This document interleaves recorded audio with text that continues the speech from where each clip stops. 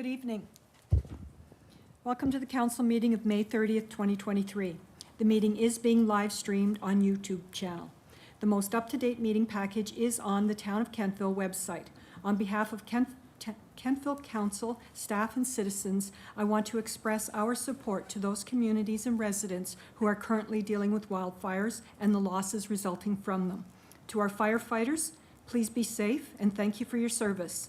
To all who are standing up to support our residents, thank you for all that you do in your community. This meeting is called to order. Have all of the councillors received and reviewed their meeting packages? Does any member of council have information pertaining to a matter before this council which has not been publicly circulated? I will remind members of council that we are in decision-making mode and we should be mindful of our decision-making wheel. We have committed to making balanced and respectful decisions and adhering to our code of conduct. This council, through policy and by motion, has adopted Robert's rules as our rules of order. We will be voting by electronic means for all votes except administrative. And are there any conflict of interest issues we should be aware of before this meeting commences? I note that we do have quorum. You have been provided with the proposed agenda. Are there any further additions to the agenda? CAO. Thank you, Mayor. We do have one more item in camera, so I would add 9C. We have another personnel item. Excellent, thank you. Is there anything further?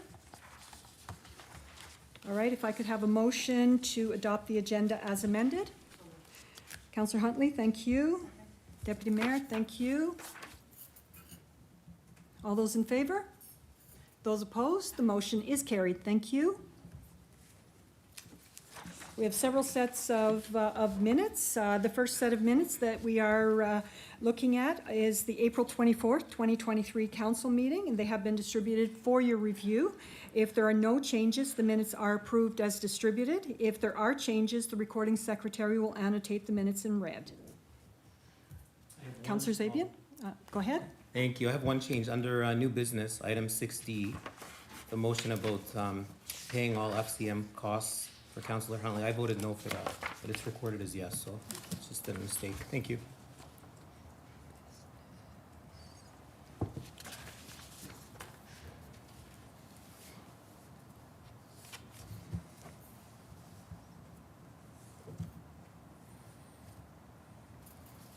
Are there any further changes to this set of minutes? All right. This next set of minutes is a special council meeting that was held on May the 8th. Are there any changes, or May the 1st? Are there any changes to that set of minutes? No? All right. How about special council meeting May the 8th? Nope. And the special council meeting held on May 15th? Nope. All right, moving right along. We have no business arising this evening from our minutes. However, we do have recommendations from our CAC meetings that were held on May the 8th and May 15th. And Councillor Huntley, you will be reading and moving these recommendations, and you have the mic. Thank you. At the May 8th, 2023 meeting of Council Advisory Committee, Planning Technician Kirsten Duncan presented the report outlining changes to the town's subdivision bylaw relating to sidewalks along connector roads and arterial roads. The recommendation is to keep sidewalks on one side of collector roads. Council Advisory Committee recommends that Council recommends first reading to amend the subdivision bylaw and further to direct the CAO to schedule a public participation meeting in advance of first reading, and further to direct the CAO to prepare a public information meeting. I so move. Thank you. And as the public participation meeting occurred in advance of first reading, it will not be required to go into our motion this evening. So our motion reads that Council approve first reading to amend the subdivision bylaw and further hold a public hearing prior to second reading. Do we have a seconder? Deputy Mayor, thank you. It has been moved and seconded that Council approve first reading to amend the subdivision law and further hold a public hearing prior to second reading. Is there any discussion on this matter? Councillor Maxwell. Thank you. I just would like a clarification. I believe that this says arterial roads would be both sides if it's a sidewalk, but if it's a multi-use pathway, it would only go on one side. Is that correct? Yes? Yes, it is, okay. And I would just like to say I like those AT sidewalks that are separated from the traffic. So I would like to throw my 2 cents in to say that those are what we should be going with. Thank you. Thank you. And Councillor Maxwell, that's a very good point. The sidewalk up on Chester Avenue meets that criteria, so that's excellent. Thank you. Deputy Mayor. Thank you, Worship. I'll direct this to Kirsten, and it's just a comment. It was an excellent report. I was attending FCM, so I wasn't here for the meeting, but this summarized it very well, and all the points were very well articulated. So thank you for such a comprehensive report. Thanks. Thank you, Deputy Mayor. Is there any further discussion on this? Are you ready for the question? The question is on approval of the motion to approve first reading to amend the subdivision bylaw and further hold a public hearing prior to second reading. Deputy Mayor.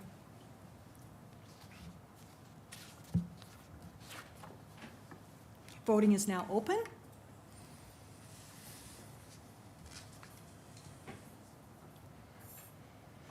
Voting is now closed, and the motion is carried. Thank you very much. At May 8th, 2023, a meeting was held by the Council Advisory Committee to discuss a rezoning application. We are requesting that council approve first reading of the rezoning application and further hold a public hearing prior to second reading. I so move. Thank you. Could I have a seconder for that, please? Thank you, Deputy Mayor. It has been moved and seconded that council approve first reading of the rezoning application and further hold a public hearing prior to second reading. Did I say second reading the first time? First, I thought. Okay. Is there any discussion on this matter?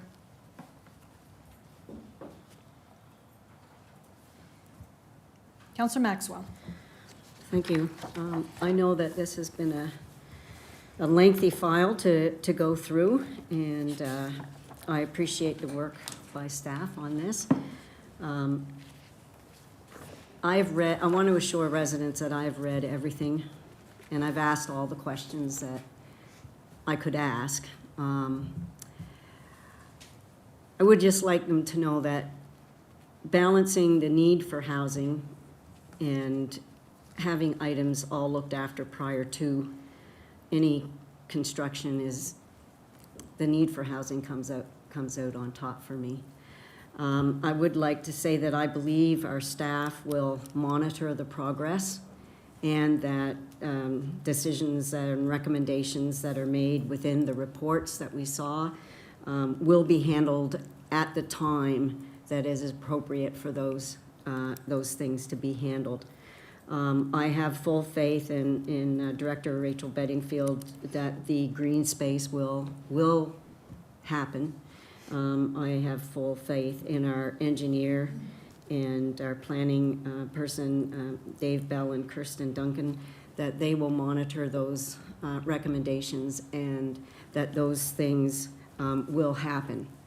I would like to believe that we have covered all the concerns, and public participation will let us know if that's the case.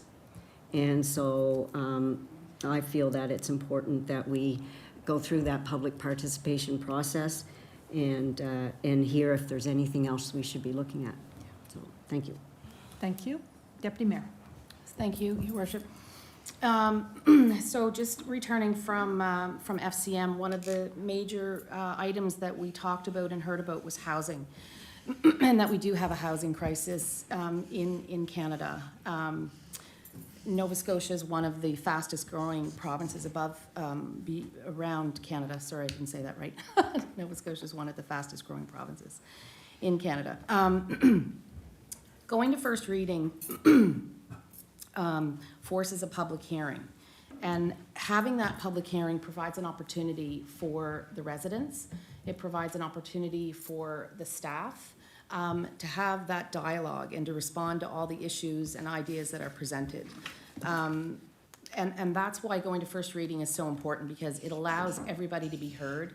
If there's risks or anything of those natures, those can be discussed and mitigated and explored. You know, we need to understand and face head-on what some of those issues and what some of those positive items are around the development. I think that's really important. Whether they're around stormwater management, density, what have you, it will be interesting to hear at that public hearing what those issues and items are. And so having that opportunity will be very, very important in moving forward. We have the opportunity at first reading to identify if we want more folks to come to the table and explain more issues and ideas around the development. So I look forward to it, and I look forward to hearing from the residents and the planners and the staff and everybody that wants to participate. So I'm very much looking forward to it. So thank you for that opportunity. Councillor York. Thank you. It's redundant now that I'm the third person to say it, but I'm going to say it anyway. And the importance of having these public hearings allows us to hear all of the bits that we may have missed as well. So it does give residents an opportunity to take this additional time as well, take some more concerns, especially as we're hearing from other places across the province, what's working, what's not working, and bring those concerns forward. If we don't have a public hearing, we don't get to hear from you, and when we know better, we can do better. So I think it's critical that we push it forward to that stage and then have that back and forth, that feedback process. While there has been some written feedback and it is in a file that is kept in the town, it is really important to hear from everybody. And sometimes these meetings bring out more people than you anticipate. Certainly the meeting we held in the fall brought out more people than I thought more people than I was expecting personally. So it'll be great to have those voices at the table as well. So I'm excited to push it forward to the first reading, through to the public hearing. Thank you. Councillor Zabian. Thank you, Mayor Snow. I'm gonna break their streak here. You know, it's not easy to sit up here sometimes when we come with decisions like this, because we're always tossed, and this is probably the strongest one we've had in this term. I just want to be clear that I have no issue with Bryson Developments. I've been in projects that he's put together and homes, and he does a great job. So not questioning his work. So it's nothing to do with the developer. I just, personally, I've had my own struggles in this town with development, and I know I would never want to hold back a developer, so I'm torn, but the development has to work where it's gonna go, and it has to make sense. And there's so many variables to consider, everything really has to fall into place. So in an ideal world for me, I would love to have seen another entrance off Park Street up to that new separate development. Would have been great. I think it would have satisfied everybody, but that's not on the table right now. And just to add in that, and I've mentioned this before, I understand that we used a third-party planner, but we still don't have one on staff, and we're not, for whatever reason, Kentville's never been a fan of development agreements. I have concerns there. And I know first reading is a step to hear from people, but we've heard from many of them. And these people up there are raising their families, they pay taxes up there, they've decided to live in Kentville, and that's their home. So I sit in this seat representing all the citizens in town, and I find it very hard to dismiss the concerns and just the whole process that and I appreciate the work the staff's done, but I'm not comfortable myself, and I'm only speaking for myself. So the way it is now and the way it's been presented, I just can't support first reading. Thank you. Thank you. Deputy Mayor. Thank you, Worship. I know I'm speaking a second time. And maybe it might be helpful for the CAO to speak or you to speak in terms of the public hearing and by it going to first reading, what that actually allows the public and allows staff to accomplish. I think that's a crucial point in the decision-making process for this to go to first reading. Thank you. At your pleasure. Thank you, Deputy Mayor. Did you want to take that, CAO, or? Sure, thank you, Deputy Mayor. So really, from a perspective of the opportunity is both to make sure that all of the information is in a way that everybody gets to see it, gets to hear it so consistently at one point in time. And I think Councillor Maxwell has even talked on the fact there's lots of layers to this. There was lots of pieces of information coming through at different points in time. And so council, I think, has had the luxury of hearing that. But there's a lot of folks who will be coming to this where there's bits of it or part of it, or maybe even the first time they're hearing of it. So it's an opportunity to sit down, hear the entire piece. If you feel strongly one way or the other, get up and speak. But if not, you get an opportunity to come and hear, and then at least you've been able to kind of make your own assessment around that. So I think it's just a great opportunity to have everything all in one place in a comprehensive way, and then folks can give their feedback. And I think then that comes back to council, and should it spark any other questions for council, then it's the opportunity for staff to kind of make sure that that work comes back and the information is brought back to council to then make the decision. Thank you very much, CAO. And just for our citizens to know that if you've written a letter or an email, it is currently on file and will be part of the record of this. And when we proceed to public hearing, that document will be provided at the public hearing so everyone knows who's already put something in. And regardless of whether you have sent mail, email, or wish to speak again, your words are being listened to, and we are not dismissing what you're saying. And as both the CAO and my colleagues have said, the public hearing truly gives us an opportunity to speak to the project, and also gives us an opportunity to amend and make things better, and to make it be the things that we expect for people's homes. So I just want to say that I think first reading and that public hearing is probably the most important part of this process.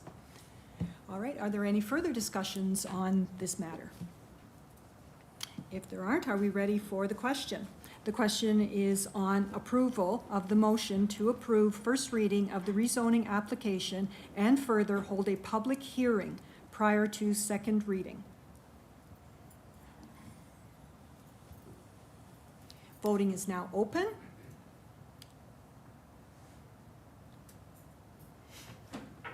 Voting is now closed. And the motion is carried. Thank you. Okay, thank you. At the May 8th, 2023 meeting of Council Advisory Committee, CAO Troke outlined the lease agreement and the proposed lease for the Kentville Lions Club in the town-owned facility. Council Advisory Committee recommends that council approved the proposed lease between the town and the Kentville Lions Club. I so move. Do I have a seconder? Councillor Zabian, thank you. It has been moved and seconded that council approve the lease renewal with the Kentville Lions Club. Is there any discussion on this matter? Councillor Zabian. Thank you, Mayor Snow. Yeah, I don't have any issues with the lease. I just have a question for council, I guess. I was talking to some of the Lions, and they do a lot for the community, and I'm just wondering if there's any way, I know they're trying to fix the exterior of their building, if we could maybe share with them, and perhaps we could chip in and buy the paint. You know, that would be nice. I know it's, they're supposed to do the maintenance to it, but it would be nice if we could chip in maybe and help out with the paint. I'm sure they'd paint it, but maybe cost share on the paint. That'd be kind of nice as part of that agreement. Is there any, Thank you. is there any further discussion on this matter? Are you ready for the Oh, Councillor Maxwell. Thank you.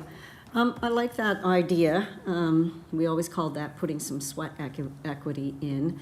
And so I would support it if there's any way that we can possibly swing that. Thank you.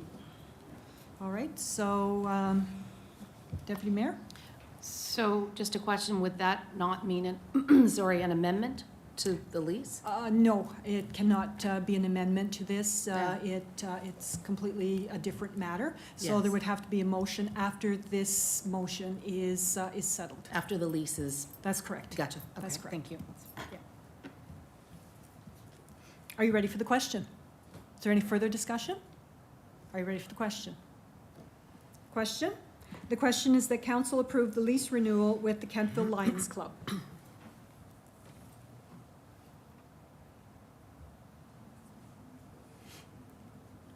Voting is now open. Voting is now closed, and the motion is carried. Thank you. At the May 15th, Before you go Sorry. on, before you go on, we did have a recommendation coming out of that motion, and if it pleases council, we can put it on the table at this time. Councillor Zavian, since you started the conversation, what are you Yes. looking for? I'd like to make a motion that we supply paint to the Lions Club to paint the exterior of their building.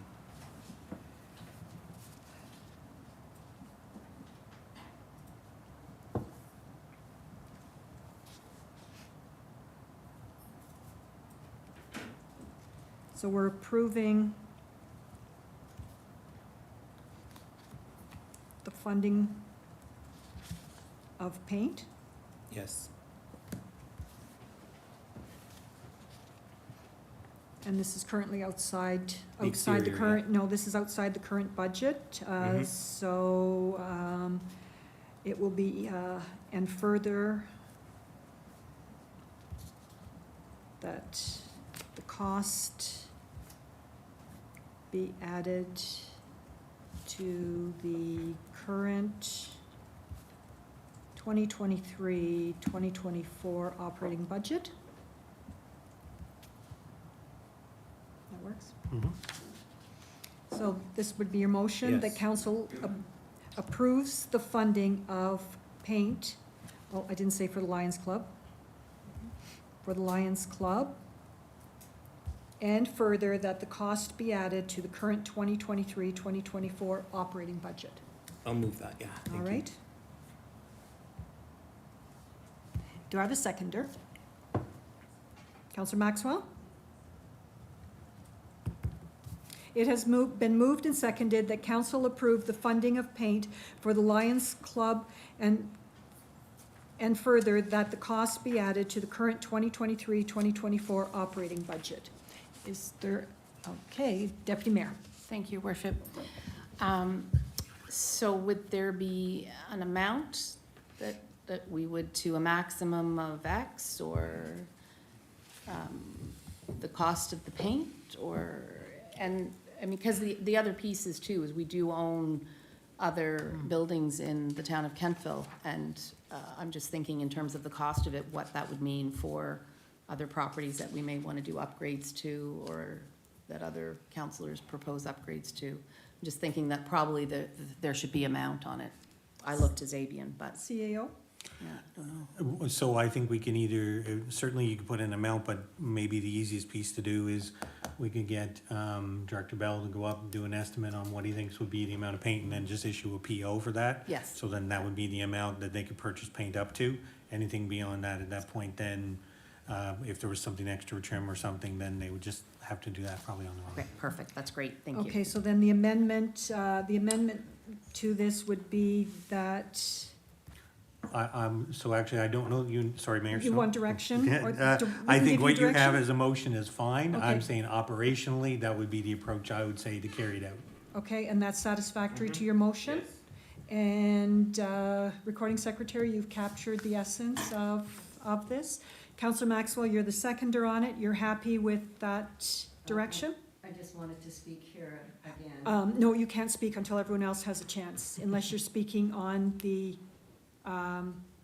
there is no amendment now. So I'm asking you if what has been proposed by the CAO is good or not. Yeah, okay. You can speak again, I've got you in the list, Okay. but you can't speak before the others that were ahead of you. All right, and you're good. Deputy Mayor, you're done? Yes, Okay, perfect. Okay, Councillor Gerard. Thank you, Your Worship. I support the Lions. I just think that if we open up counselors bringing forward extra grants for nonprofit organizations, I'd be more comfortable if the Lions said, it came to council instead of this being sort of out of the blue. It wasn't included in the lease, and, you know, just sort of sprung on us this is what I'd like to do. I would support if the Lions came and said, look, it's gonna cost $1,000 for paint, we'll paint it. I don't like getting into, giving away things or getting into motions where people haven't actually asked council for the materials or the funds. Thank you. Okay, thank you. Councillor York. Thank you. The note that we have on the lease renewal does state that they painted, or last year, that the Lions Club put in an accessible entrance system and painted the outside of the building with a couple of other things. So the exterior, or they painted the exterior of the building, was it not completed, or does it need? Not completed. Okay. Thank you. Councillor Maxwell. No, there you go. Thank you. I was just thinking about our grants and an upcoming policy change here, that maybe we don't need to take this out of the operating budget, that perhaps there is enough in that left over from our grants that we may be able to make this a grant. And I don't mind a councillor bringing something like this forward. Sometimes past history has made it so that people are not willing to step forward. And I think maybe doing a move like this might make people a little bit more willing to step forward themselves. And that's just kind of how I feel about that. Thank you. So are you suggesting that we defeat this motion and ask the Lions Club to submit an application for a grant? Because we do know we have money left in our grant fund, and we do have the ability to look at grants outside of our normal time period for special occasions, and I would say that this would be a special occasion. I certainly would think so, and yes, I think that with us offering them to submit for a grant, I think that will make a big difference. Okay, so as the seconder, you are recommending to us that we defeat the motion? Yes, as it is. Okay, and to the Lions Club, we're asking them to put a grant in for the paint? Yes, somebody will get that message to them. Yes. Thank you. Thank you. Is there any further discussion on this motion? Are you ready for the question? The question is that council approve the funding of paint for the Lions Club, and further, that the cost be added to the current 2023-2024 operating budget.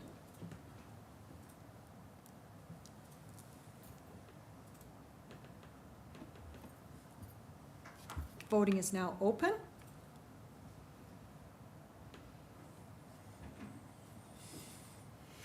Voting is now closed, and the motion is defeated.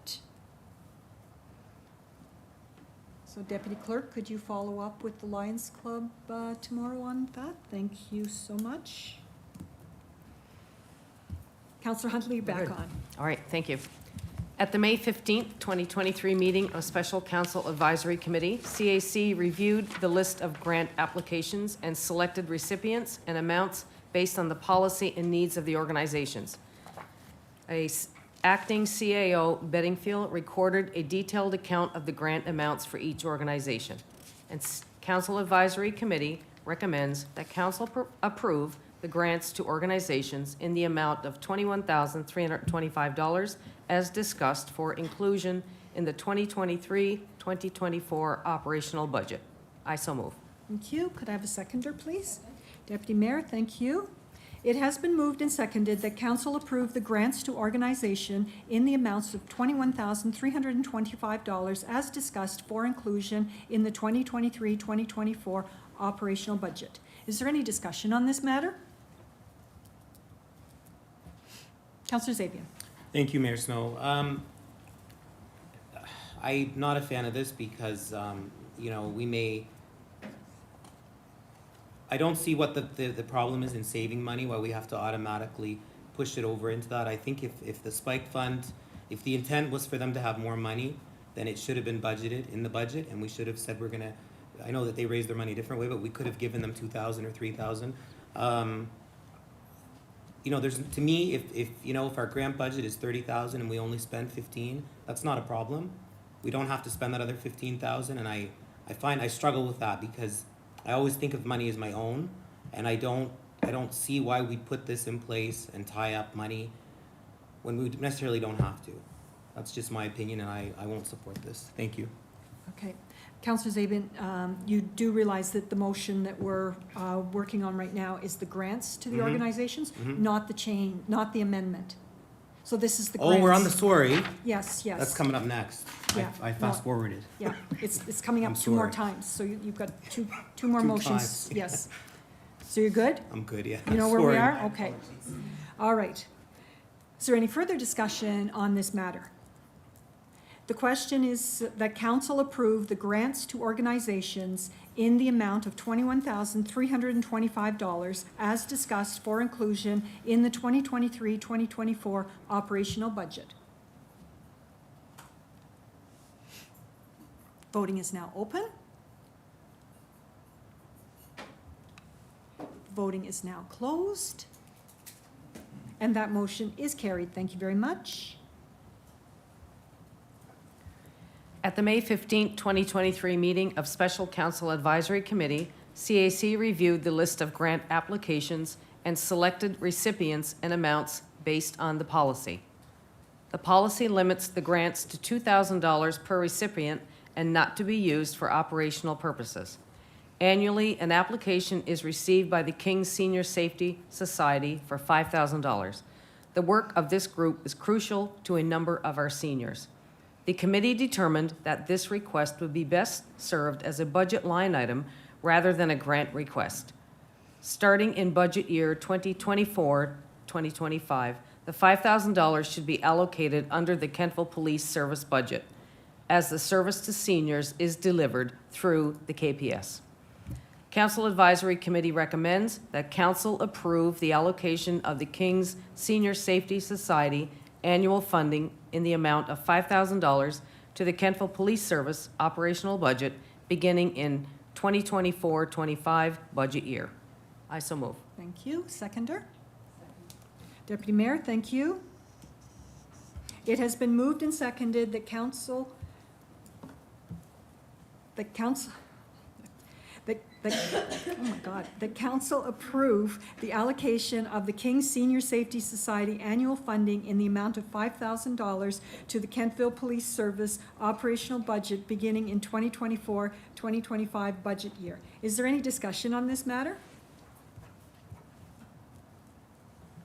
All right, are you ready for the question? The question is on allocation of the King Senior Safety Society annual funding in the amount of $5,000 to the Kentville Police Service operational budget beginning in 2024-2025 budget year. Voting is now open.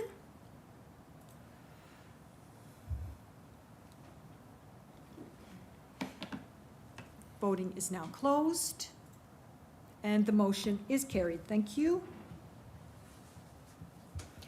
At the May 15, 2023 meeting of Special Council Advisory Committee, the committee was provided with a budget of $26,000 to allocate to the applicants. Funds which are not allocated during the first review are held in account for applications that come out of sequence as per paragraph 4.2 of the policy. The committee discussed the allocation of remaining funds at the end of the fiscal year, March 31, and determined that the best use of the funds would be to the Spike Fund. The following amendment is recommended. Para 4.13 funds remaining in the operational budget under the grants contingency, GL 121-28-084 at the end of the fiscal year, March 31, shall be allocated to the Spike Fund to support recreation for all. Council Advisory Committee recommends that Council approve the amendment to G28 request for funding from organizations, grants, to allocate year funds to the Spike Fund. I so move. Thank you. Do I have a seconder for that? Councillor Maxwell, thank you very much. It has been moved and seconded that council approve the amendment to G28 to request for funding from organization grants to allocate year-end funds to the Spike Fund. Is there any discussion on this matter? Councillor Gerard. Thank you, Your Worship. Just a question, and maybe I should have asked this at CAC. Is there usually an annual, how do I put this? Leftovers? No. So my question's gonna be around the spike fund. How much is the spike fund usually short? Like, is it all used every year? Is it, cause I know, we brought it up and then there was a few comments made about shame on us that the spike fund wasn't. And I'm just wondering if this was such a big deal, it probably would have, come to a council, whether it be this one or a previous one, a long time ago, if there was, always a huge deficit in funds. CEO? Typically, whatever we would get in the run of the year for spike fund is what goes out the door. And I can't really say there's been large shortfalls as per se. It means that sometimes you may ration, obviously, what you have. And the requests are all over the place from a price perspective. So, a lot of these are that $100 kind of ask. So, you can kind of make $3,000-4,000 in there go quite far. But in addition, what normally happens is when the fund starts getting depleted, it's time generally when we get a lot of folks show up and start making donations. So we kind of, I don't want to say you put the call out, but you kind of let it know that there's an opportunity here, and we typically will get contributions for it. The demands on this have grown significantly. So, are we getting to that point where the fund has to grow to keep up with the demand? The answer is yes. But until now, we've always been able, through donations and whatnot, been pretty much able to satisfy. But I'm not sure I could say that with confidence going forward. Okay, thank you. Councillor York? Thank you. So I'm of the belief that we have a recreation for all policy, and as a council who has supported that recreation for all policy, we should probably literally put our money where our mouth is.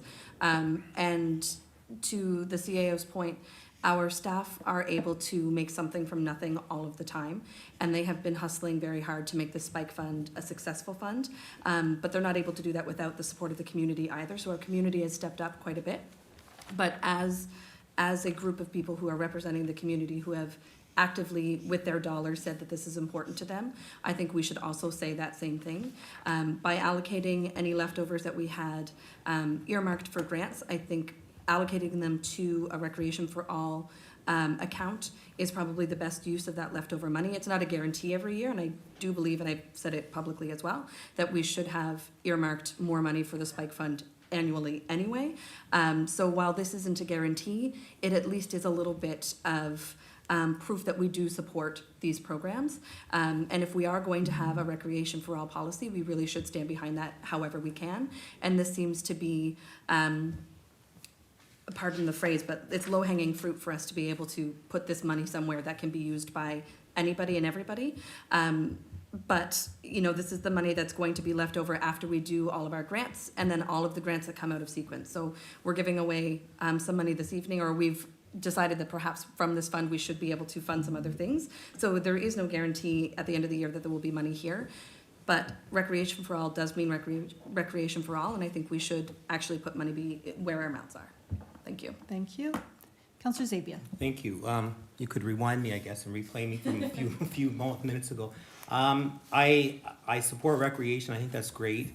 I question when I hear things like, well, we already have the money, so we're gonna put it over here, but we don't really have it. We're spending it. We're taking money to put there. So we don't have to spend money that we have all the time. And I think that's sometimes a problem up here, that we think, well, there's town money there, we can use it here. But I look at this situation again, and I'm saying if we have a $26,000 budget of grant money that we're gonna give, and if we decide as a group we're gonna spend $22,000, that's $4,000 that we didn't spend. It doesn't mean that we just have to shuffle it over here or shuffle it in there. That's still taxpayers' money that I think, and that can add up considerably every year too. We don't know if it's gonna be exhausted by Spike, who knows? And I think tying this policy in, we only have a year left too. You're tying this policy in for the next group that's gonna come in, and who knows, one year you might not have a lot of grant requests. There could be quite a lump there that's gonna be left over. We don't know that. So if you wanna give Spike more money, then I say put it on the table and give Spike the money a different way, in the proper way. Like Councillor York just said, it probably should have been done, rather than piggyback on this money that We don't have to spend money all the time. I guess that's what I'm trying to say. Just because we have taxpayers' money doesn't mean we have to spend them. You know, when I go to the grocery store, my budget could be $300. I'm probably gonna spend $4, but I don't wanna spend $3. So that's what I'm trying to get the message out there, and so I don't agree with this. Thank you. Thank you. Deputy Mayor. Thank you, Worship. I feel certainly that the grant section of the budget is crucial. There are a lot of hardworking volunteer organizations in our community that we have the privilege of supporting. I'm a big proponent of the Spike Fund. I always have been. And when Director Bedingfield speaks about it and talks about the need, and to CAO Troke's point, that the need continues to grow. And as Councillor York said, there should be no barriers to recreation. It should be open to everybody. So I fully support any leftover funds going into the Spike Fund to be directed to Spike. And I will be voting in favor of this motion. Thank you. Councillor Maxwell. Thank you. Just a question. I believe if we don't spend it, it goes just into general revenue, is that correct? If we don't spend it at the end of the year, it budget, goes into yeah. our reserves? Goes Yes. into reserves. That's So I really think that if we have, a little bit left over, and it's almost 8 years since I've been here, and I've never seen a short list of grants being applied for by volunteer organizations. I think taxpayers would be good with supporting need for recreation for people that can't afford that. And I think that I would prefer myself to see the money go into citizens and use rather than into a reserve. So that's All right. my feeling. Thank you. Thank you very much.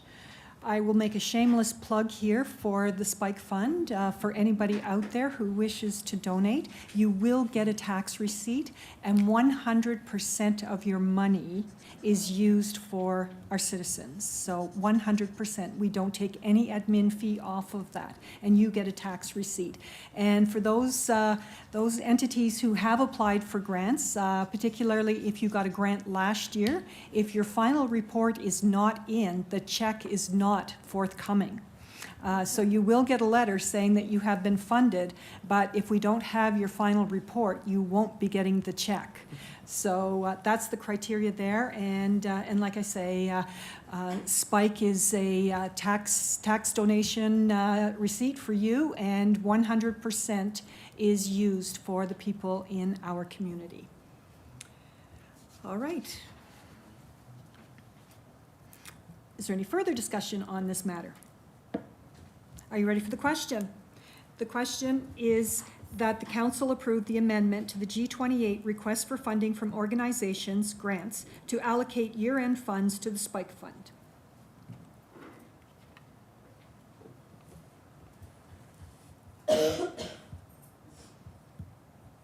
Voting is now open.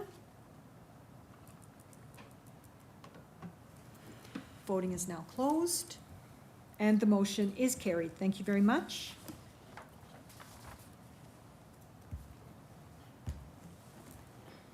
Thank you very much, Councillor Huntley.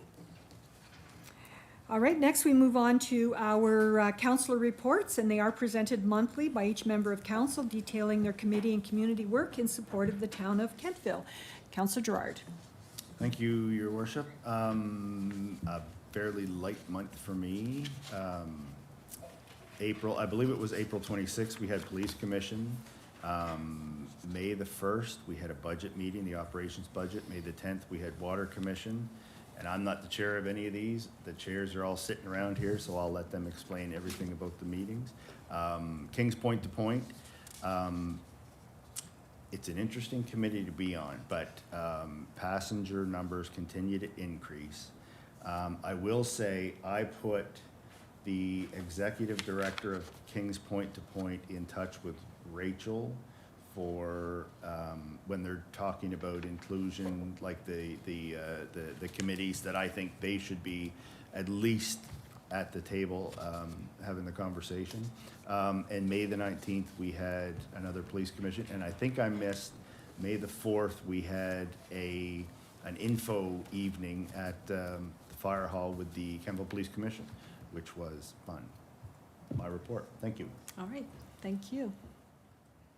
Councillor Huntley. Thank you.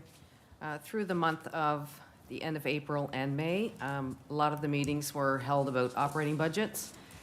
For a special council meeting, Kentville Water Commission, and even FCM Board of Directors talked about the Finance and Audit Committee report. The other exceptions were Valley Ren, the LOC. There was approval of 2 new board members, and the diversity meeting. The agenda's attached, but the biggest part of the meeting was the discussion of the terms of reference. Into the events, there was a couple of Rotary meetings that I went to, and they had some great speakers. And one of them that really stands out is Amanda from Open Arms, and she talked about the program, talked about the expansion of the 9 beds into the 20 beds, and so well informed and passionate about how she spoke. So that was an awesome meeting. I did enjoy the Kentville Police Public Info meeting that was held at the Fire Hall. Yes, notes were taken and questions, lots of discussions, but the learnings that came out from the residents around those tables were mind-boggling. I had no idea. And wonderful things happening in their community. So I'd like to thank them for that. The other thing is the Apple Blossom celebrations that was held at Main Street Station. The theme of the festival was Uniquely Yours. And some of my counterparts here around the Horseshoe, we all joined in there together, and it was a lovely kickoff, and very much enjoyed it. And then there was a few events. The one that I did this year, which I'd never done before, is on the Women of Excellence judging panel. And let me tell you, that was a hard job. There's a lot of stellar people put their name forward for Women of Excellence. So thank you to everybody.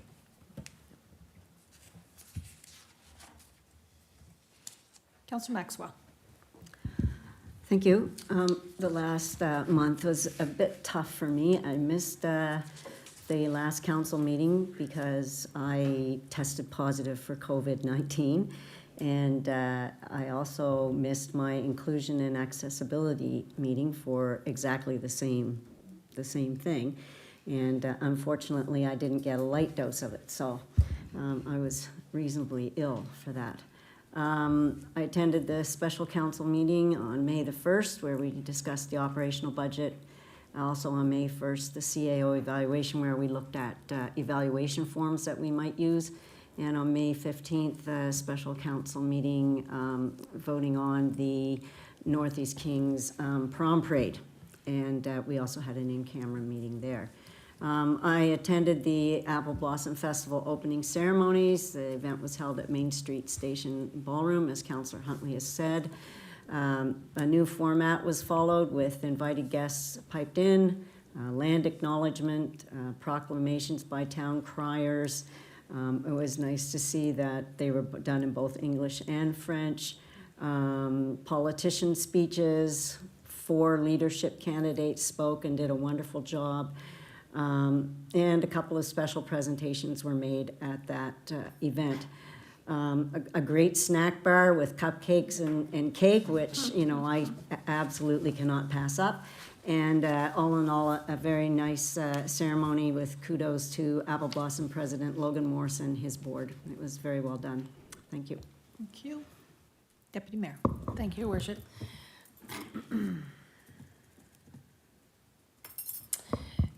April the 25th and May the 5th were regional sewer committee meetings. Both meetings were primarily in camera. And the only thing I can really say is that there were discussions around the regional sewer system, desludging and aeration. May the 10th was Investment Advisory Committee, where we discussed our portfolio value of 13.1 million. Our year-to-date performance was 3.567% against the balanced income CAD of 5.3%. We will stay the course and not venture too far into equities at this juncture. Deputy Clerk Jennifer, who attends those meetings, had a great idea and put it out to our investment advisory investment advisor, Chris McRae, the option to speak at our next CAC meeting in June, and I think that he has, July, where he's going to give a fulsome update and explain some of the aspects of the investment policy statement and just what those meetings consist of. So I look forward to his presentation in July. May 17th was Kentville Business Community, where the AGM was held, and then we had a board meeting afterwards. They presented the financial statements ending March 31st, 2023, along with the executive director's report. A lot of amazing things happening with KBC, and the 2022 highlights were outstanding. April 24th was a budget meeting, May 1st was a budget meeting, May 1st was a CAO evaluation meeting where we discussed the process of doing so. May 4th was the Board of Commissioner open to the public meeting, the public information meeting, which some of my other colleagues have spoken about. It was great to hear from the public, understanding the police and how they operate in our community and how they keep us safe. Sometimes they can be scary, but they don't need to be scary. So we heard a lot of great feedback from citizens. May 10th, I attended the PCAGM where Tim Houston was the guest of honor, of course, and he spoke to a room full of, I think there were around 200 people there or more. May 18th was My Valley Home launch party in collaboration with the Wren and Scotia Wealth, which focuses on tourism in the Valley. May the 19th was the announcement for the Donny Hills Connector, under which the guise of the ICIP grant for the funding, which is just north of 9.6, 9.7 million. So that is pretty exciting. That's great to see that growth. I too, like Councillor Maxwell, I did not have COVID, but I had a bronchial virus, so I decided not to spread it to everybody, and I missed the opening ceremonies for the Apple Blossom Festival, but the cupcakes sound like they were fantastic, so. And congratulations on a great Apple Blossom weekend, and I believe that is my report.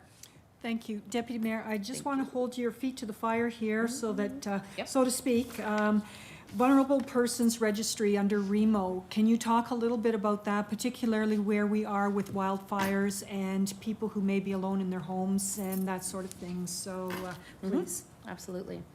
And I know there's a REMO report coming up here, and I think it's in a portion of that report. But the Vulnerable Persons Registry is a very, very, very important registry. And actually, Dan Stovall with King's REMO, REMEC, was doing a presentation in Annapolis Royal to make folks there aware of this registry and that they should have that in their own county as well. I don't know exactly how many people are registered for it now, but I feel like, Councillor Huntley, it's under 100 people. And really, there should be hundreds of people registered under the Vulnerable Persons Registry. And it really gives us a gauge on how many people are vulnerable and really, really need help when there's something like a fire or a flood or power outages or what have you. So I appreciate you giving me the opportunity to make a plug for it, and anybody who's vulnerable or who knows people who are vulnerable should be part of that registry. Thank you. Councillor Zabian, did you have something for Deputy Mayor? Yeah, thank you, Go Mayor ahead. Snow, through the chair. Just wondering, and I guess this could be for the three of you, because I know you just came back and you're probably tired and from FCM, and I don't expect you now, even though it's probably fresh on your minds, if we're gonna get a report at some point, what the three of you brought back. And I don't expect you to do it right now, but is that gonna come? No, Thank you. So our reporting is done on a monthly basis, Right. and since we had to have our reports in by May 25th. We'll get something at the next one, though. Yes, Wholesome? Okay. always, there's All right. always Thank you. reports. All right, thank you. You're up next. Councillor Oh, York, sorry, yeah. Councillor York, sorry. Why before Councillor York, Z? yes. Tired. It's the whole Toronto thing. It's been a long week. Yeah. It's fine. So I've attended all the meetings that have been stated above. Additionally, I was able to attend the How to Be an Ally workshop through the Inclusion and Access Committee, which was timely as we are moving through our street naming policies. There were specific conversations held around backlash with being an ally, and there's going to be specific work done on backlash so that committee and members who want to attend could could learn more about how to deal with that. Additionally, I attended the Nova Scotia Association of Police Governance workshop in AGM that was held just in advance of the NSFM Spring Conference in Digby. So I was able to attend that for the first time. There's a lot of information that is being discussed at the provincial table, and then from those conversations they go to the national table. So there is opportunity there to figure out what other police services are doing, municipal police services are doing across the province. From May 3rd to 4th, I attended the Nova Scotia Federation of Municipalities Conference in Digby. I was able to speak and give a presentation on the Spike Fund to the conference. It was well received, if I do say so myself. And I've had since conversations with 4 other municipalities who are planning and working on creating their own similar spike funds for their community. So my presentation was on the spike fund and how we are creating recreation opportunities for everybody in our community and what that can look like and how that can be funded. Additionally, there were some presentations or keynotes from other presenters. New Glasgow gave an excellent presentation about their electric vehicle program and how what the model looks like there and how it could be implemented across the province. And Engage Nova Scotia gave a really engaging presentation about well-being mapping. So essentially you can look across the province and do postal code lookups and assess the health of your community and the health of your residents. So it gives an excellent snapshot what's happening in our communities. And if I'm not mistaken, they will be going back out again with surveys in the next year or so to be able to update that further, with the hopes that you could eventually do a deep dive down into street-specific postal codes. So you can go through your community, and then not only your community, but the pocket communities within, to assess how their residents are feeling and engaging with their community at large, the province, us, and to get a real sense for what's happening in the town.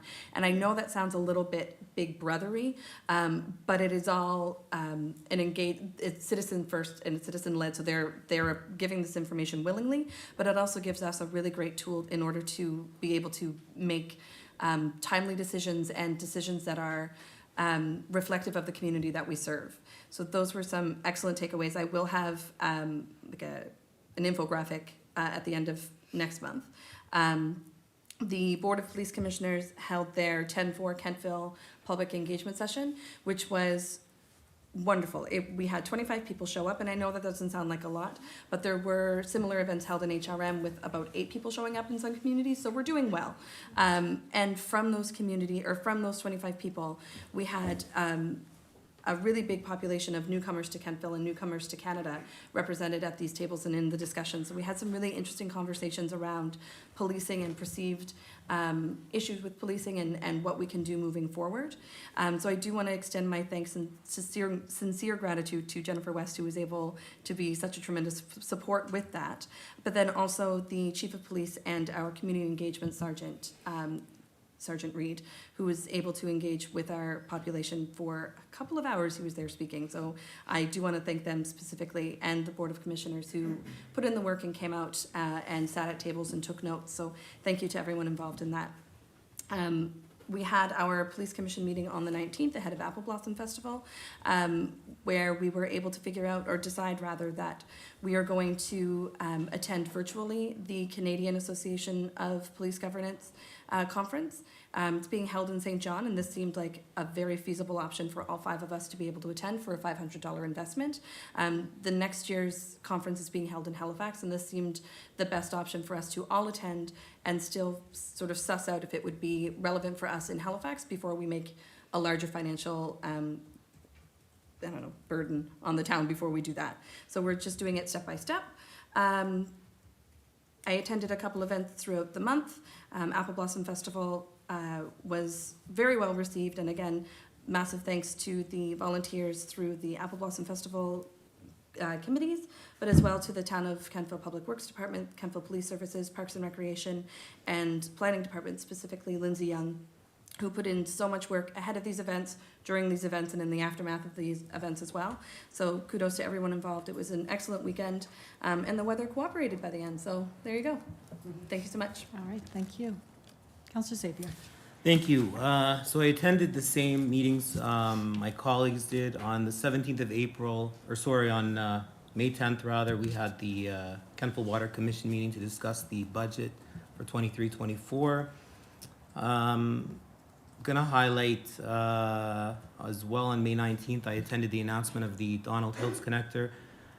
And from the 24th to the 27th, I really took an apple blossom this year. I was at the apple blossom opening ceremony, and that was great, well attended. And on Friday evening, rather, I attended the fireworks, and that was great. On Saturday, though, I decided to walk in the parade, and I had never walked in a parade before. So I followed the Kentville float from the research station all the way through. It was beautiful weather. There was so many people, very, very community-minded, great community spirit. And I took my two girls with me. My 10-year-old bailed, so she stayed at the research station with a friend. She got stage fright, but my 7-year-old walked like she owned Main Street, waved to everybody like the queen, and we went all through town. So it was a great day, and it was just great to see so many people there. And that's when you remember how much you love Kentville and how great it is of a community. Thank you. All right, thank you. CAO, if you could provide council with an update on the operational matters that were discussed a couple weeks ago. Absolutely, thank you, Mayor Snow. So first of all, last week, and I know there were some folks here attended the Homeless No More event that happened in Middleton, and should point to that certainly Kentville is getting a lot of folks talking about the fact that the engagement that we've done with the community, but also the fact that the way in which we're trying to make changes within policy that support affordable housing and housing. So there was lots of good discussion around folks, and I sat at a table where we had a number of folks first voice who have experienced homelessness and are now working within the sector to try and support individuals, and had a lot of really great ideas, but also were very passionate about how some of the small things that municipal units can do can really have a big benefit for individuals who are just trying to make that first step or second step in supporting safe, affordable housing. Of course, the big announcement with regards to the Donald Hills Connector, that means now our team are busy putting together documents that would be not only for tender, but we have a lot of documents that we share with the province and the federal government over the next couple of months. So a great deal of work going on there. And then, of course, year end, our new director of finance is working through some of the changes that are happening in our public sector accounting body rules. So working with our auditors to get us set up, but for our team specifically really looking at a number of changes that happen around end of life of assets. So think about if you have a water tower and 50 years from now, if you're going to not use it anymore, well, there has to be a cost associated with the potential of taking that off of your books. So these are little changes, but it requires a lot of thought and a lot of ability, similar to how you set aside a depreciation fund with your water. You kind of have to look at the same idea about end-of-life assets. So really good support amongst the municipal units, having good conversation about this, but it means we've got to do our own homework when we sit down with the auditor and make sure this stuff is all right. So a lot of work being done there, and then also year end means also we try to wrap up a number of the things that are happening with regards to the efforts on joint sewer, but also we have technical work going on there with regards to not just the future state of things that need to happen capital-wise, but also trying to come up with formulas for new assets as they come online. So there's been a lot of things happening there. Thanks, CAO. Councillor Zabian, did you have a question? Yeah, just a question unrelated to that, but I'm just wondering, I heard through a little bird that Hansport is coming back with a vengeance this year with their Canada Day parade, and I think they had made a request of Kentville to put the float back in, and just wondering if that's been decided yet, or if you know where that's sitting. I really can't speak to that at this moment. Okay. You'll let us know though If I have any information on it, sure. Okay, thank you. All right, and, oh, sorry, I'll go Deputy Mayor. Very quick question.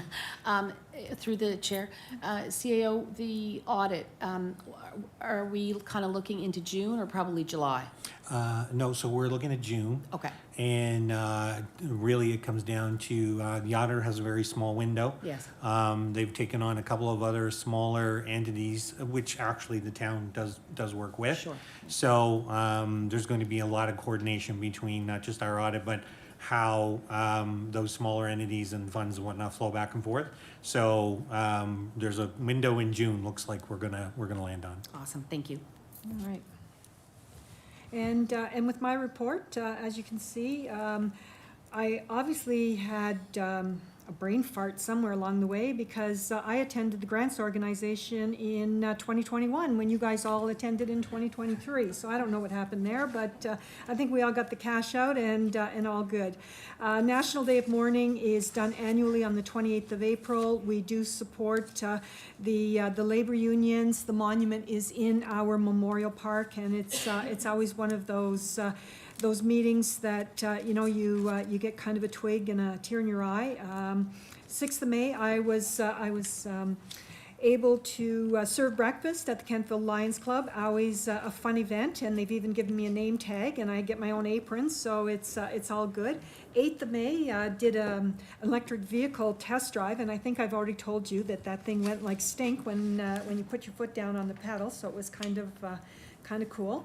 On the 12th of May, KBC held the Makers and Changemakers campaign at Petit Patrie Chocolate Shop, and they did the downtown video, and oh my goodness, the talent in our town, and these truly are people who are making change, and again, it's one of those. You don't leave there with a dry eye, so that will be coming out.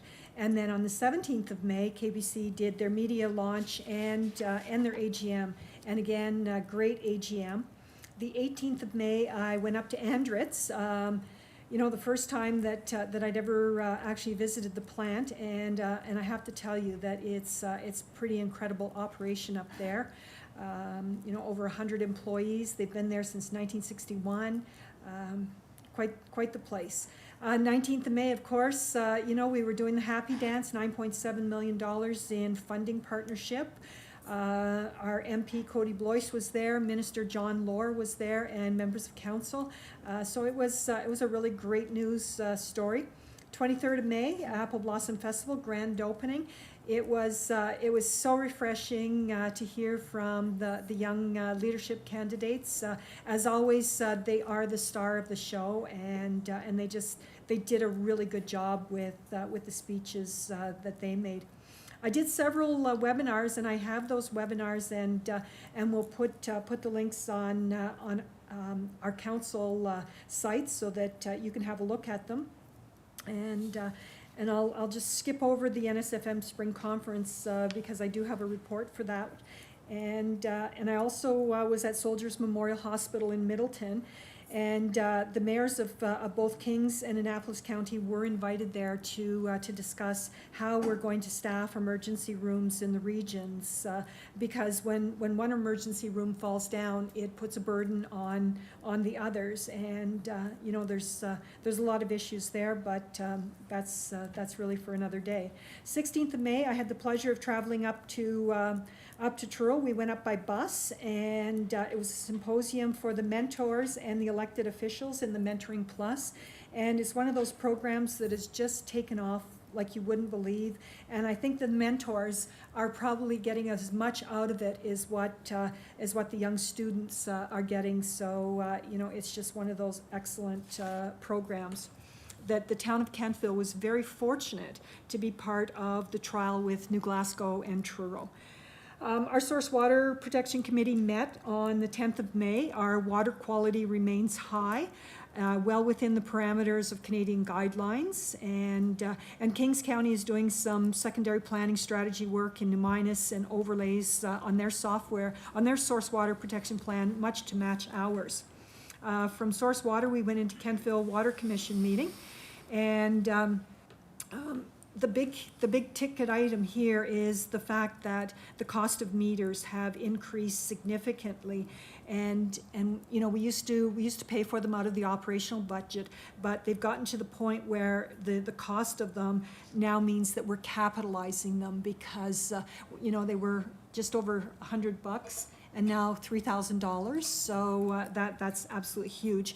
And a developer or a builder pays for the first one that goes in their house, but thereafter, the town of Kentville maintains them. So if there's a water meter that needs to be replaced. That does come out of our Water Commission budget. I've put the budget numbers in the report for you to see. We do have an expected deficit of $23,000, and most of that is because of these meters that need to be replaced. You can see the miscellaneous events that I attended, and again, I don't know where my brain was, but somehow or other I managed to hook in my 15th of May 2019 NSFM trip to Truro instead of my 15th of May 2023 trip, but I have provided it to council, and the clerk will put it up. As Councillor York mentioned, it was in Digby. Great location. There were over 130 municipal officials from across Nova Scotia. One thing about the Digby Pines is that accessibility was really an issue for our members who had mobility concerns. But the conference was chock-a-block full with things to do and learnings. Again, Danny Graham, the CEO of Engage Nova Scotia, talked about the Nova Scotia quality of life. Now, this data was collected in 2018, and I want to tell you that the town of Kentville were total rock stars on data collection because we had folks go out to different locations to get data. So there's a really great data set. The other thing with this Nova Scotia data set is that it is the biggest data set in Canada and in some places in the world of quality of life information. The intent is to update the information in 2024. And what they're really trying to see there is that 2018 was before COVID. And how have we shifted and how have we changed since then? And as Councillor York mentioned, there's a refinement to the data. And if you look at a town like Kentville, where all of our postal codes start with B4N, we can get the whole town picture, and then we can drill down to each of the different areas of town because our last three are different postal code. So it's very interesting. Nova Scotia Quality of Life website, if you're interested in looking at it, it is a public site, although as the public you don't have the ability to do the drill down, but you can see what's there. Councillor York really did not toot her own horn. She had the audience in the palm of her hands with the Spike Fund, and as she said, people were coming up to her and looking for ways of how their communities could engage with this. The other presenters were talking about wind and of course Devour, but Spike really led the day on that one, and had we brought Spike with us, I'm sure it would have been even that much better. Again, we talked about the EV infrastructure in New Glasgow, and they're actually doing a climate day on June 3rd. So if you happen to be in that area on June 3rd, it might be worth a trip up. CBRM also has a really great story on transit. In the last 3 years, they have enjoyed 260% growth of their transit system, and it's all because of the university and what's going on there. So lots of great things. We also had this really smart guy, Kevin Beckers, a director of resource sustainability from Department of Agriculture, talked to us about the Dykeland upgrades in the province. So whether you realize it or not, there are 17,400 hectares of protected land off of the Bay of Fundy that are Dykeland. And right now they've got 16 projects, $50 million worth of value in projects that they're going to be doing, and that doesn't even basically touches the surface of this. It still doesn't fix all the issues that are there. So anyway, very interesting. And I think I mentioned this last meeting, but the most interesting statement of the day was that municipalities in Canada own over 60% of the infrastructure, and we only collect 8 cents of every dollar of taxes in Canada. So when you think about what municipalities do with that 8 cents, it's pretty incredible. Anyway, my report is there. On the last day, we had a casino evening, and the town of Digby and their fire department were the recipients of the funding for it. And they ended up with a fire call midway through casino nights. So we heard all of these beepers going off. Next thing you know, the guys were handing their deck of cards to the first person they saw. They became the dealers, and the Digby firefighters were off to fight a fire. So it was pretty incredible. Anyway, the conference theme was exceeding the vision, and I would recommend that we continue to attend the NSFM spring conference and fall conference, although this one specifically, but just the networking and the learning environment is absolutely incredible. And that is my report. And so that moves us on to our new business. And our item of new business is a memo for Inclusion and Access Advisory Committee. And they actually provided us with 3 recommendations from the memos. CAO, did you wish to speak to the memos, or? So first of all, I really appreciate the work that's been happening with the Accessibility Committee and all of these items that you have, and while they're separated into 3, there's extensive discussion that has been going on, not just with the Accessibility Committee, but also members of the committee engaging with our Public Works team, engaging with our planning folks. And so all of these items, I think, would be well served with a more comprehensive note coming back to council, just to kind of flush out each of these pieces. And this would be the type piece where I guess, I would say that if a staff report was put together where we worked collectively with the Accessibility Committee to bring back some of these pieces, and then it'd be a good opportunity for council to kind of have that, not just full report, but a deeper dive onto these issues. And then, if there's decision points to be made going forward, they can come from that. Thank you, CAO. So the recommendation, the 3 recommendations from the Inclusion and Access Advisory Committee are with regards to sidewalk cross slope, accessibility of AT paths, and financial support for accessibility upgrades to businesses. Taking that recommendation to a motion based on what you've said, that council direct the CAO to prepare a staff report in collaboration with the Inclusion and Access Advisory Committee in response to the recommendations. And if I could have a motion on that one, please.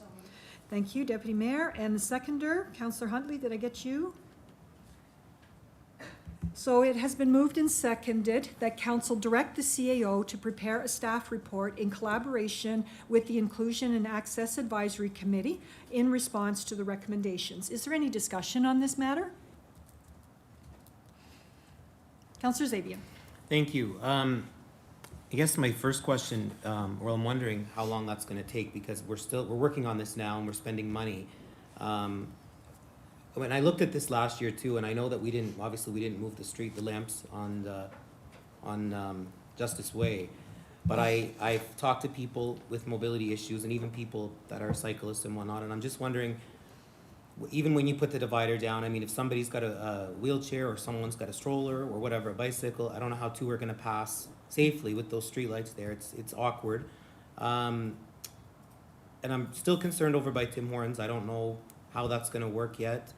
I just wonder, and this would be the question, I guess, which maybe we can get back from staff, are we following what was passed here 2 years ago to the T, or have we deviated? And that's just an important question, because from what I've heard, and I've spoke to a few people, even the surface, they say brushed concrete is not an ideal surface for people on bikes, rollerblades, or anything like that. And I guess I want to make sure that we're following what we agreed to the T, and if not, I hope we could correct that sooner than later, because I know it's grant money, a lot of it, but we're still spending money on something that's not done properly. So that's would be my question. Thank you.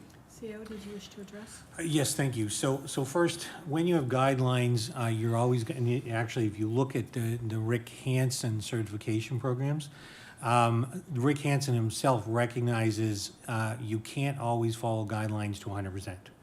And often, whether it's because, and so sidewalks would be a prime example, sometimes you run out of public land. So you get into a situation where, unless you're going to be cutting into private property, or you're going to be, moving a power pole that would cost, hundreds of thousands of dollars, you come into some kind of a compromise. And so I don't think there is any ability when you're dealing with the different geography that we have here in the valley to say you're going to follow the guidelines 100%. And both, it's not just because of the materials and how you go getting contractors to bid on them, but there's some places you have to come up with a solution that, you know, as I said under Rick Hansen, they would say it's kind of the best that you can get based on what's there. That doesn't mean globally you don't try to hit your standard.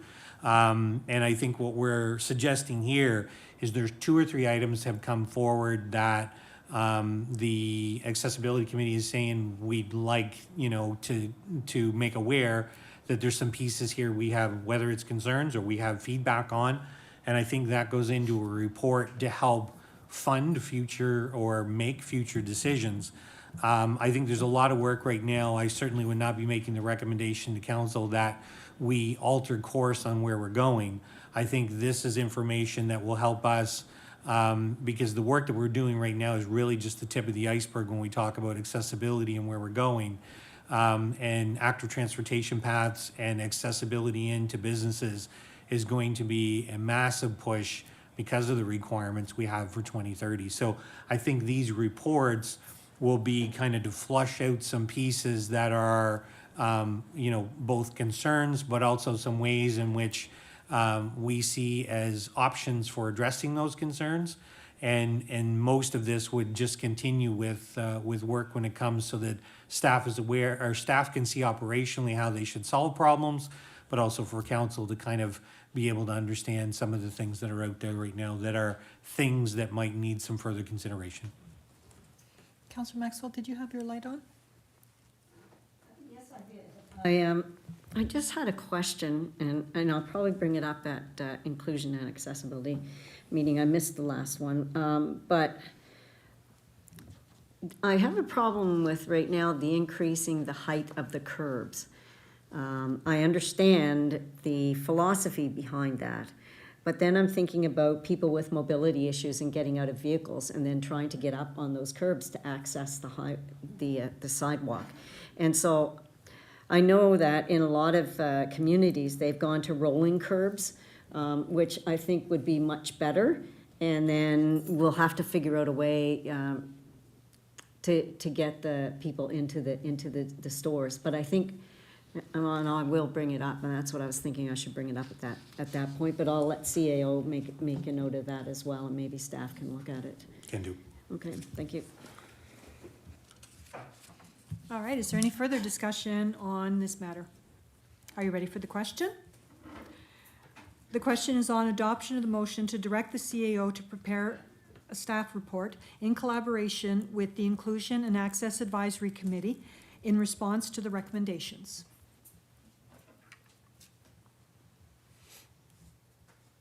Voting is now open. Voting is now closed. And the motion is carried. Thank you. CAO, we have an NSFM 12-month notice letter. If you could give us the highlights on that one. Thank you, Mayor. So anytime that there's potential changes in legislation, regulation, or administrative actions with the province that can increase or decrease revenues to a municipal unit, they generally will outline this in a letter ahead of time. So there were a number of items here, and I just wanted to just touch on them. So one of the pieces with the Department of Justice is the Biological Casework Analysis Agreement. So basically, this is your CSI stuff when it comes to policing and how they bill it out.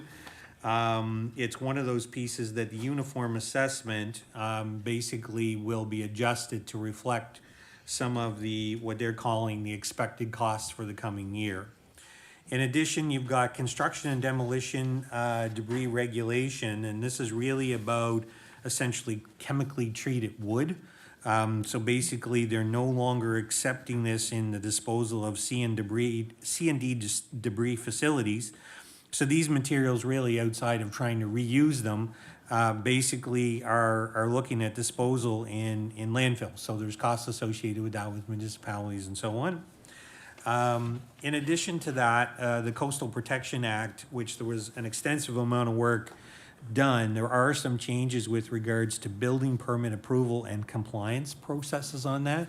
So municipal units will have to not only be aware of that, but will also have to make adjustments to your permitting processes as we move forward. So these are a couple of items that they wanted to put on our radar screen, that with these changes, there could be a potential revenue adjustment and therefore notice to municipal units. Thank you, CEO. Are there any questions with regards to that letter? All right, moving right along.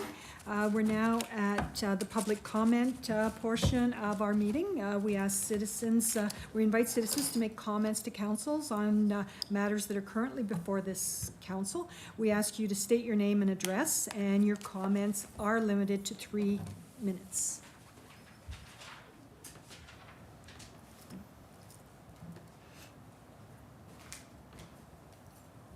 My name's Gary Randall. I live on School Street, lived there for 25 years. And I have a neighbor here, lived there all of his life, Ron Cousins. He has a piece of property which ties in, I think, to this Hills connector. From what I've seen of a map, you plan to take a piece of his property to put the connector road through. I know a lot of people walk that route through there now, and they don't need to go through his property. The road that exists there now goes around his property. So I'd just like to say a bit more about Ron. He's a lifelong resident, as I said. Much of his extended family's lived here. He's a bachelor. He's the guy you see that cleans the drain at the bottom of School Street when we're either getting a flood of rain or is covered with slush or leaves or whatever. He's the guy that brought his mother home from a home. Not many people get that luxury. Because she didn't want to stay in a home. He brought her home and kept her until she was just about 100 years old and looked after her. And I could say more, but there's not enough time to do that in 3 minutes. Over the years, Ron's property, I think it's 20-some acres, maybe 27 acres, and it's in back of School Street, and it extends up to this Hills connector. He's had 2 power lines put across it, town of Kentville, and he's had 1 water line that still exists across that property. So it's affected his property over the years, but he sucked it up and he's done it, right? Just recently he got a letter and it was signed by the engineer. Nothing against him. I'm sure somebody told him to do it, and I don't know who, but I did pursue the letter. I talked to just about every councillor here except maybe 1, and I do appreciate you all called me back much sooner than I thought you would, because we all know there's a high volume of calls most places that you call now. So kudos to you. You guys do a good job.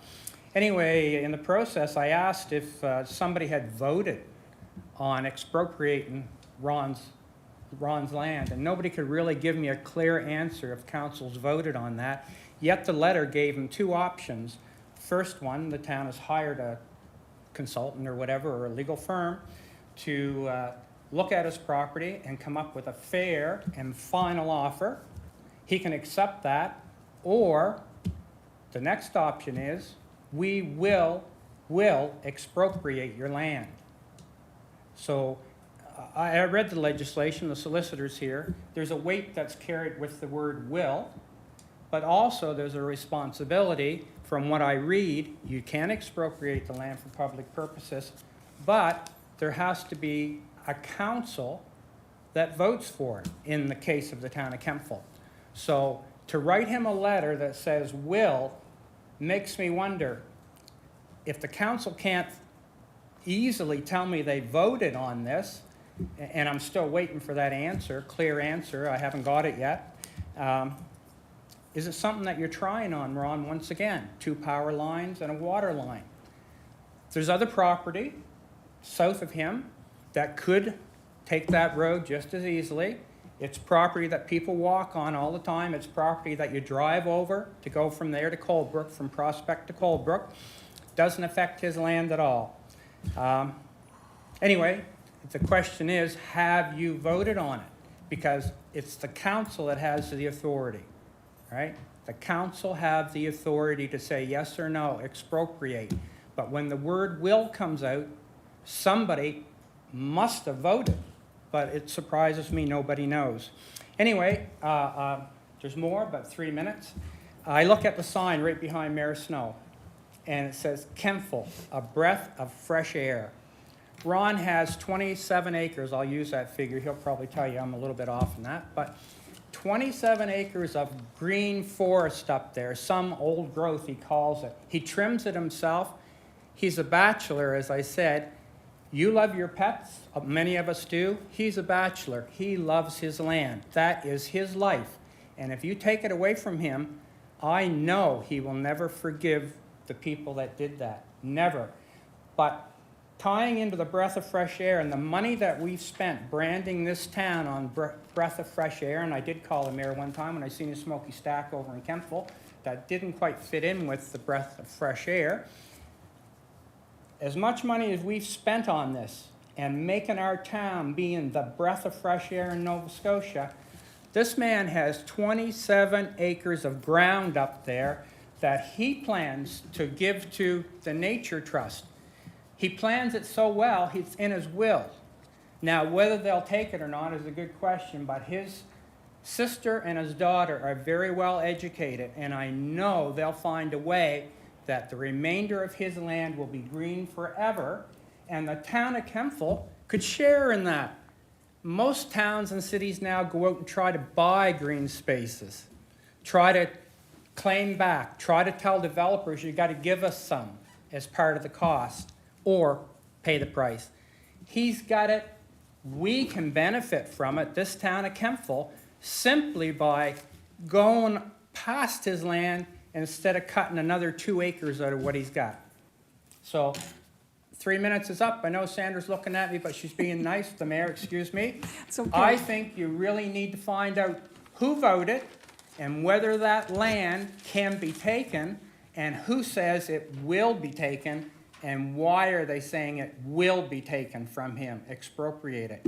And I'd like to see a record of where this council has voted to expropriate his land. You are the only people that can do it, just like you tell me when it's election time. You have the power, Gary, you have the votes. This council have the votes, and you can stop that piece of land being cut, a chunk out of it. You can keep it green forever, no cost. Thank you, Anyway. Gary. 6 minutes 12. Okay, good, thank you very much. You owe me.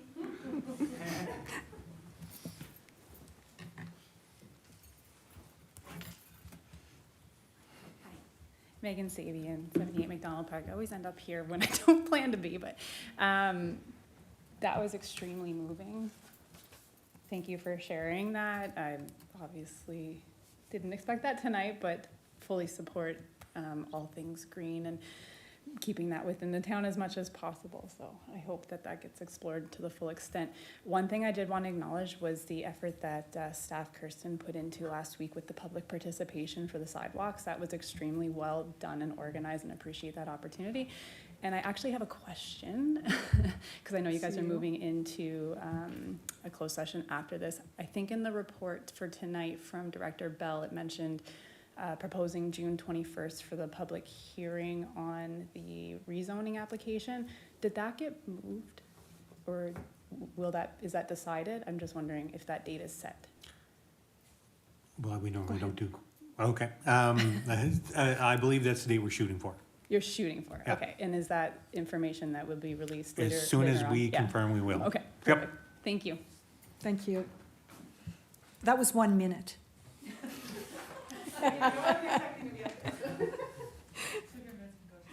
I was giving you a hard time, Gary, sorry.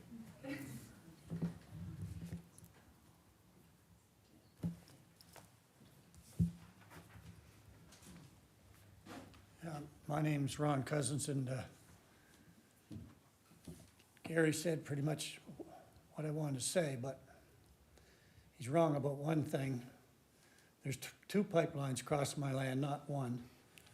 And it's my niece that I've left it to, and she's gonna leave it for a nature trust. That's my wish. And it's, the developers, the way I see it, they own their land, they can do what they want with it. And the town owns their land, the road that they owns, they can do what they want with it. I own my land, I should be able to do what I want with it, and I want to keep it the way it is. And I've been doing it since I was a kid. I've been walking through it and looking after it. And I do silviculture, I selective cut, I cut When I cut the firewood, I cut the blow down and the low grade. Those trees back there, some are 300 years old, and it takes a long time to get them like that. And I never cut that piece of land. My father never cut it, and it's first growth timber. Some animals need that first growth timber to live, but I know someone said there's two gods. There's the development God, the people who want to develop, and then there's people that actually care about the environment and do something about it. Well, I care about the environment, and I'm trying to do something about it. And I'll take on David Suzuki any day of the week, and that goes for the other one that talks about it all the time. But I'll also tell you things that I'd be glad people criticize me on, because if I'm not getting it right, I want to try to get it right. So that's the way it is, and the developers, they want it, and the town wants it, put it on their land. That's my side. Thanks a lot. Thank you.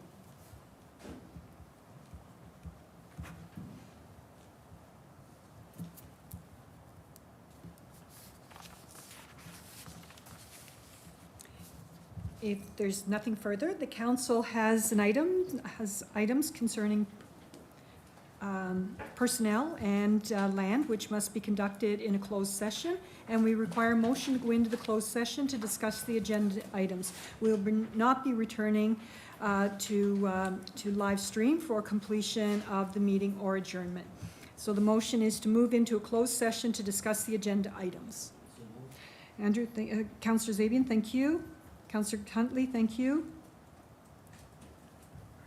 It has been moved and seconded that council move into the closed session. The question is on adoption of the motion to move into the closed session. All those in favor? Those opposed? The motion is carried. Thank you. And the time is 7:36.